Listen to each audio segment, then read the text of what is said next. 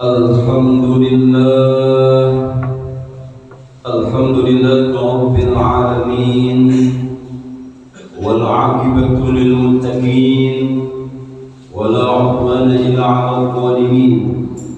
Ashhadu an la ilaha illallah, al-malikul haqqul mubin, wa ashhadu anna Muhammadan 'abduhu wa rasuluhu as-sadiqul wa'dil amin.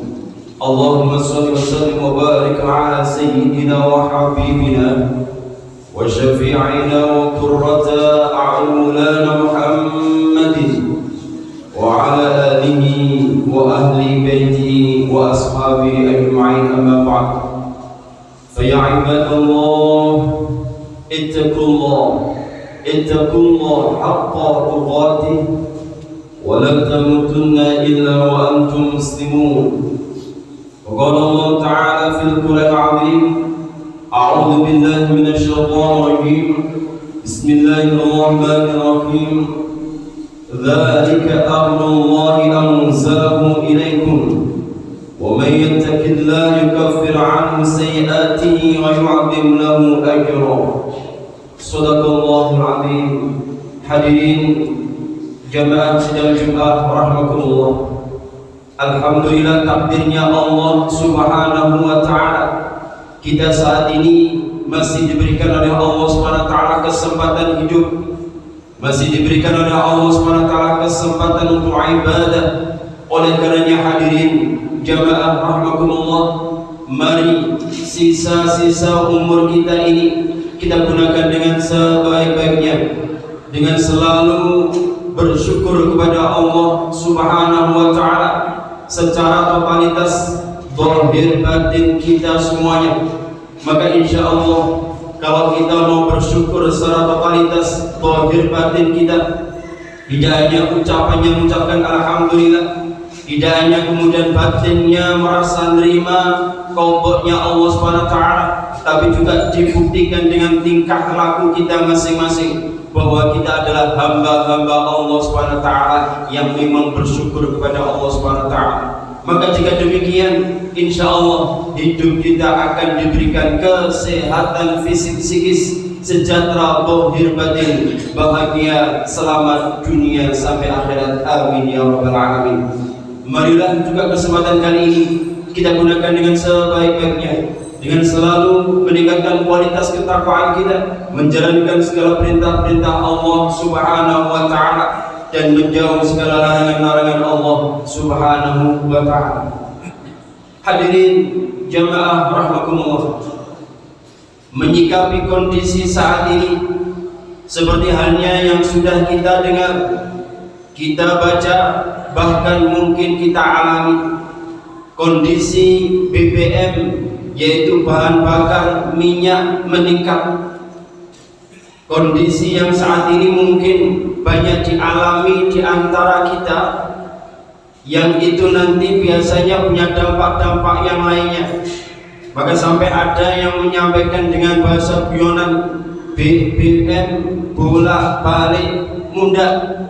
Maka hadirin jamaah rahimakumullah, jangan khawatir kalau kita punya sandaran hanyalah kepada Allah Subhanahu wa ta'ala, pasrah kita hanya kepada Allah Subhanahu wa ta'ala, maka itu semuanya akan menjadi hal yang sangat indah bagi kita, karena itu semuanya tidak mungkin berlalu, tidak mungkin terlewatkan tanpa adanya kehendak dari Allah Subhanahu wa ta'ala. Oleh karenanya hadirin jamaah rahimakumullah, mari selalu mendekat kepada Allah Subhanahu wa ta'ala.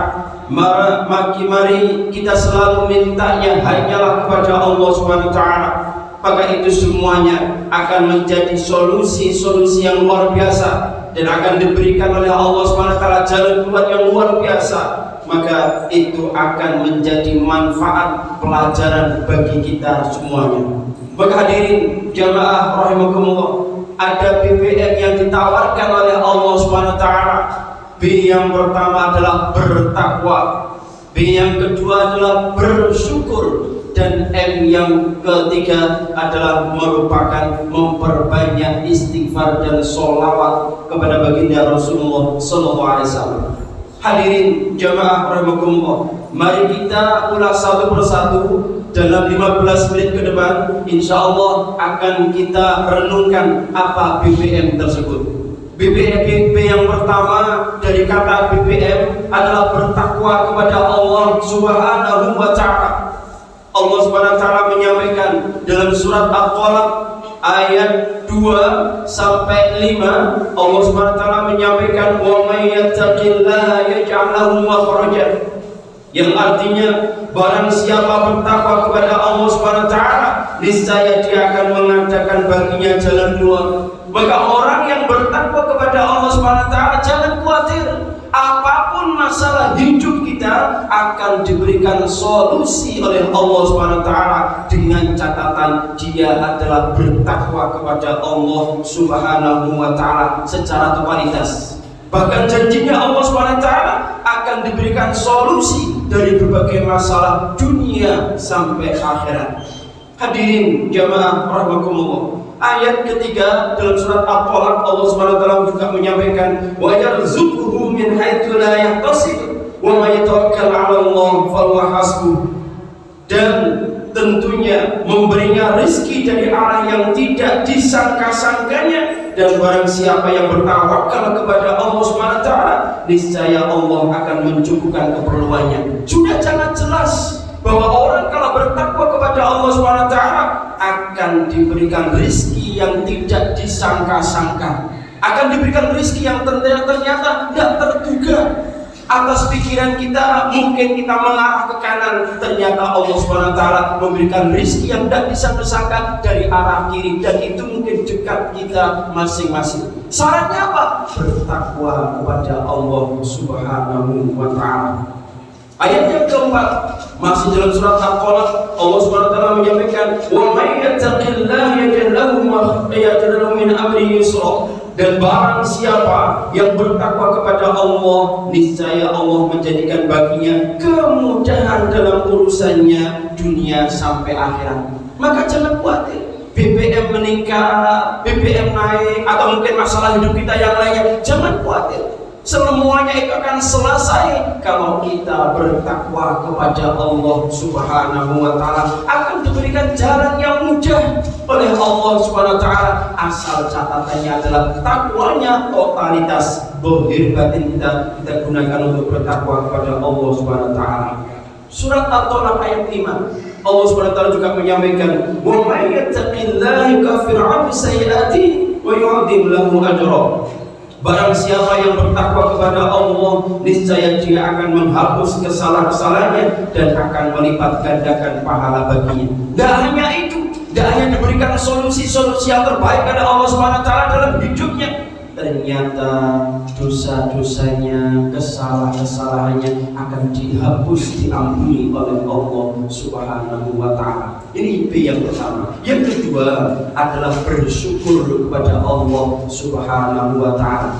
Ayat ini atau surat yang nanti akan kami baca adalah surat yang familiar, ayat yang familiar yang seringkali dibaca oleh para khatib, para penceramah, dan ini seringkali diulang-ulang, yaitu surat Ibrahim ayat 7 yang berbunyi a'udzubillahi minasyaitonirrajim bismillahirrahmanirrahim wa id ta'adzana rabbukum la in syakartum la azidannakum wa la in kafartum inna 'adzabi lasyadid. Yang intinya adalah kalau kita pandai bersyukur kepada Allah Subhanahu wa Ta'ala, ditambah syaratnya syukur. Kalau kita pengen ditambah oleh Allah Subhanahu wa Ta'ala kenikmatan apapun, maka syaratnya adalah bersyukur kepada Allah Subhanahu wa Ta'ala. Syaratnya itu, kalau kita bersyukur punya anggota tubuh yang sehat, gunakan sholat, maka nanti gunakan ibadah itu akan menyebabkan nikmat-nikmat yang akan ditambah oleh Allah Subhanahu wa Ta'ala. Kita punya dagangan, ternyata ada untung, kemudian kita syukur, disedekahkan, maka akan ditambah oleh Allah Subhanahu wa taala. Kita punya pasangan hidup, ternyata bersyukur kepada Allah Subhanahu wa taala, akan dipercantik, akan dipertampan oleh Allah Subhanahu wa taala. Kita punya anak, bersyukur, maka anak itu akan menjadi anak yang soleh dan solehah. Syaratnya adalah bersyukur kepada Allah Subhanahu wa taala. Namun hadirin jamaah rahimakumullah, kalau kita ternyata kufur, ingkar, tidak terima, tidak senang dengan apapun yang menjadi qadanya Allah Subhanahu wa taala, hati-hati. Katanya Allah Subhanahu wa taala, inna adzabi lasyadid, yang namanya siksaku adalah sangat pedih. Hidup tidak barokah, ibadah tidak romantis kepada Allah Subhanahu wa taala, ibadah tidak bisa khusyuk, hidup tidak bisa menikmati. Itulah berarti kita karena memang kurang syukur kepada Allah Subhanahu wa taala. Maka apapun yang terjadi, ayo latih bersyukur, baik nikmat yang enak maupun tidak nikmat yang enak. Maka baginda Rasulullah SAW menyampaikan, kalau nikmat yang enak, alhamdulillahilladzi bi ni'matihi tatimmus shalihat. Alhamdulillah ya Allah, ternyata saya mendapatkan nikmat, dan dengan nikmat ini saya bisa menyempurnakan amal-amal ibadah saya yang sholihah. Tapi kalau kemudian ternyata mendapatkan nikmat, menurut kita adalah tidak enak, maka baginda Rasulullah SAW menyampaikan, alhamdulillahi ala kulli hal. Ya Allah, matur suwun, terima kasih ya Rabb, ternyata Engkau berikan berbagai macam keadaan, dan itu pasti baik untuk kita, pasti baik. Kalau kita merasa tidak baik, berarti mohon maaf, mungkin cara pandang kita, cara memahami Allah SWT memberikan apapun dalam hidup ini mungkin kurang nyambung, mungkin kurang pas, mungkin kurang belajarnya, mungkin kurang ngajinya, sehingga seolah-olah nikmat yang diberikan oleh Allah SWT itu seolah-olah adalah jelek untuk kita. Padahal semuanya akan terjadi yang hebat untuk Allah SWT dan pasti bernilai pelajaran untuk kita bersama. Maka tanda orang yang bersyukur, hidupnya selalu bahagia, hidupnya selalu senyum, hidupnya selalu menghadapi apapun dengan suasana hati yang rileks, dengan lapang dada, dingin kepala menghadapi apapun. Dan orang seperti ini kalau ridho, ikhlas kepada Allah SWT akan mendapatkan pahala dari Allah SWT.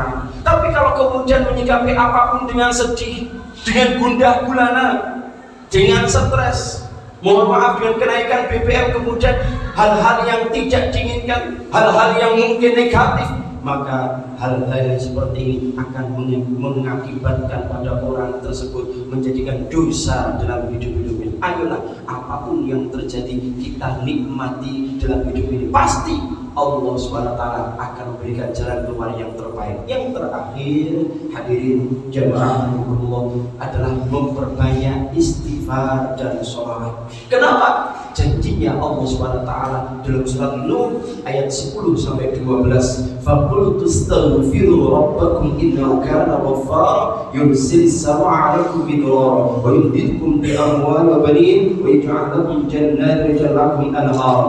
Mohonlah ampun kepada Tuhanmu, sesungguhnya Dia adalah Maha Pengampun. Niscaya Dia akan mengirimkan hujan kepadamu dengan lebat dan membayarkan harta dan anak-anakmu, dan mengadakan untukmu kebun-kebun, dan mengadakan pula di jalannya untukmu sungai-sungai. Janjinya Allah Subhanahu wa taala sudah sangat hebat, bahwa kalau kita rutin membaca istighfar, sebagaimana zikirnya para nabi-nabi dahulu, Nabi Adam alaihissalam juga zikirnya istighfar, lewat Rabbana zalamna anfusana wa illam taghfir lana wa tarhamna lanakunanna minal khasirin, juga istighfar.